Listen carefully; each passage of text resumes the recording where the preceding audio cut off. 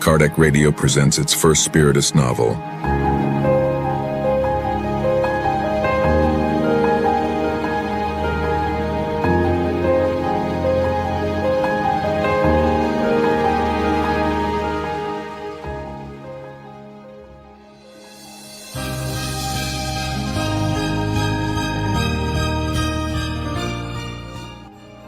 And life goes on.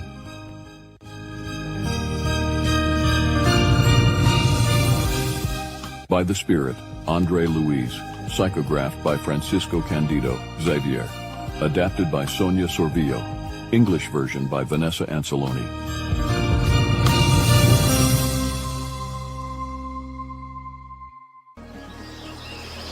In a flowery garden, Ernesto, Evelina, and Claudio talk. Welcome to my home. So, you are interested in knowing more about your new home, since you've realized that you've awakened in a hospital days ago. Yes, that's it. Professor, I am seated in this chair, drinking this water, breathing clean air and seeing everything around me, right? I know what you mean. How can we believe we are dead? I think people are playing with us. Even Mrs. Tamburini believes we died. That's what she says. Will you believe me if I say it's true? How so? I see, listen, feel, touch. The spirit plane is less dense, but it has all the same elements of the material plane. This is the reason why you can see and feel the objects here. The difference is that everything is molded by the power of the mind here. So what is the main difference between here and there? We are in a world named Other Life, Other Side, Extra-Physical Region, or Spirit Sphere. Our realm is as material as the one incarnate individuals live as conditioned to the types of impressions that rule their sensorial input. The terrestrial world is what the thought of human beings creates. Here is the same thing. Matter is energy. Both here and on Earth, all we see is the temporary projection of the creation of our minds. So are we dead? From the Earth's perspective, yes. From the spiritual plane's perspective, we live more than ever. What do you mean? What is the rationale of it? If you accept reincarnation, you will know that you are immortal, and you need to live several lives to learn different lessons. In between reincarnations, you stay here in the spirit realm. So, here is the real life. On Earth, it is a temporary internship. So, what I read while living, the messages from discarnate entities talking about unhappy places and conflicts, suffering and pain, torture. My friend, those places are not unhappy. Unhappy are our brothers who inhabit them. Remember the power of the mind, the power of thoughts. It is difficult to believe. The differences in level of evolvement continue here. There are different places for each spirit. Areas where inferior spirits are confined is called lower zones. There, nobody tortures anyone. They torture themselves through guilty conscience. What about the more evolved spirits? Can't they help them? They can, once they ask for help. We can't interfere to rescue a discarnate suffering spirit if he does not want to be rescued. Would it be possible to visit those areas? Why do you want to go there? Well, everything here is so normal. Maybe I will believe I am dead when I see such place. Everything at its time. I believe you will need to go to the Institute of Spiritual Protection.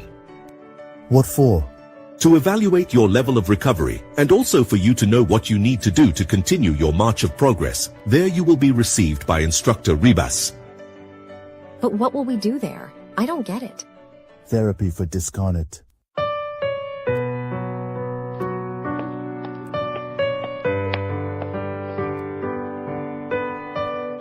My memories, Dr. Ribas, begin when I lost my dad. My mother was screaming and holding me strongly, telling me I was orphan of father. After a while, she gave me a stepfather. He was a good and friendly man, but he never substituted my father. I have never got to know how my father died. My mother always avoided talking about it. At 12, I was an intern in the Catholic school, where I got my degree as a teacher. As soon as I graduated, I was both lucky and cursed. I don't know, as I got to know two men were interested in me. Tullio Mancini and Caio Serpa. I was young and inexperienced, and I let my heart fall for both. I gave both equal hope. When I decided for Caio, who became my husband, Tullio killed himself with a gunshot in his heart. I carry this pain constantly. After I got married, I got pregnant, but the disease did not allow my son to grow, and I had to make an abortion. Caio then found a lover. The humiliations that I suffered and the disease corroded my willingness to live completely. and here I am in treatment today.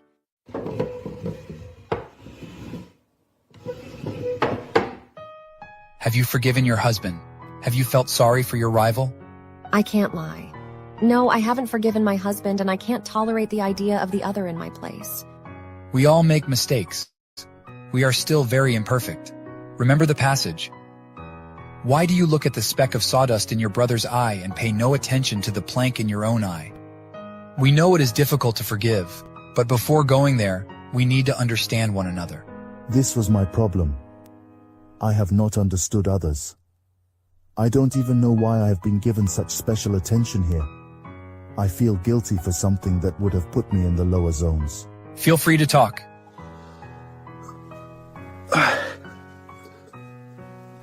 Instructor, as far as I know, my crime was only one, but enough to create a lot of hell in my spirit. I killed a friend more than 20 years ago. Since then, I have never had peace again. I knew he was interested in my wife. That's okay. But one day I saw the interest also in her eyes. I got crazy. In a hunt, I took advantage of the setting and targeted him. We were 3. The other partner soon alarmed everyone, but he considered the death accidental. Frightened, I obviously agreed with his version. This friend that I killed also had a family, and my remorse still hurts me till today. I hope to die and find a place to be punished.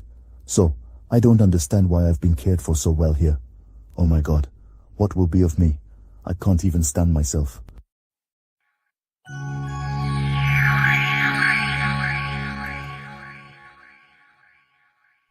What was that? An Airbus, a flying apparatus that transports our brothers and sisters in mission to distant locations on the Earth's crust. Why don't they volatilate? Because we find ourselves in a dangerous part of space that is inhabited by thousands of rebellious individuals who build, through their own thoughts of madness, the desolate environment that we see. Even our helping brothers prefer to protect themselves flying in great ships instead of facing this area needlessly. The lower zones. I'm sorry that I've asked to participate in such expedition. But it is important for your spiritual education to see what a disturbed mind is capable. And why does God allow the formation of such places? Why doesn't he help the desperate ones? Every time we ask our superiors why the divine providence does not interfere in this field corrupted by evil, the answer is invariably the same. The Creator demands that his creatures be free to choose their path. We can only rescue those who ask for help.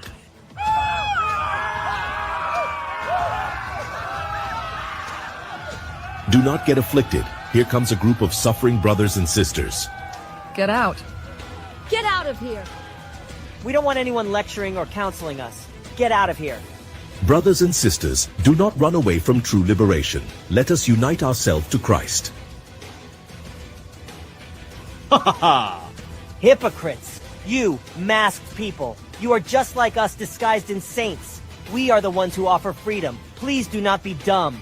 Abandon this silly discipline and come be free like us. Evelina, is that you? I am alive. My God, I can't believe. What is it, Evelina? Who is he? He is Tullio Mancini, who killed himself because of me. Please, get me out of here. I want Jesus. Help me. Come, my brother. What is this place, Evelina? Take it easy. With time, everything will be clarified. It's great that I found you. At least now I am sure. Of what? I am alive. I didn't die. I've got permission for us to visit him. He's been here for 2 weeks, but I think you two may have a lot to talk about. So I will leave you alone. Thanks, Ernesto. You read my mind. This is one of the advantages of being discarnated. Telepathy is much easier. See you later. Evelina is solely focused on Tullio. Why? Pardon me. No? I think so. Why? What are you talking about, Evelina? You don't know you've left me with so much sorrow for what you did? What? For loving you too much? If you loved me that much, why didn't you come talking to me? Even though I'd chosen Caio, I would have listened to you. Now I'm here. Forgive me if I thought about poisoning myself for fear of losing you. But that is past, because I know I care about you. I decided to fight for you. What? I don't get it. You have turned against yourself in an act of madness. Me? What are you talking about? No, I didn't do that. Kaio did. What? Well, you know that Kaio and I were friends. We have gone to law school together. One day he came along talking about one of the international laws. It happened in the weekend. He knew nobody was in the office. We arrived at the office. He changed subject and called me traitor, saying that I was stealing you from him. I said in turn that I couldn't control my heart and that nothing happened between us. I wanted to explain him of my pure love for you, but he was mad, cursing me. He suddenly got a gun and shot me in my chest. I only recall waking up in the hospital. Since then, I try to recover. I feel sick and angry, thinking of revenge and living in a place that I don't recognize. I'll meet Kaio to avenge the gunshot.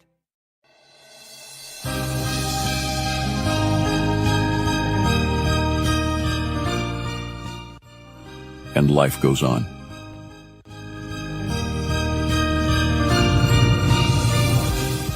By the Spirit, Andre Luiz. Psychographed by Francisco Candido, Xavier. Adapted by Sonia Sorvillo. English version by Vanessa Anceloni.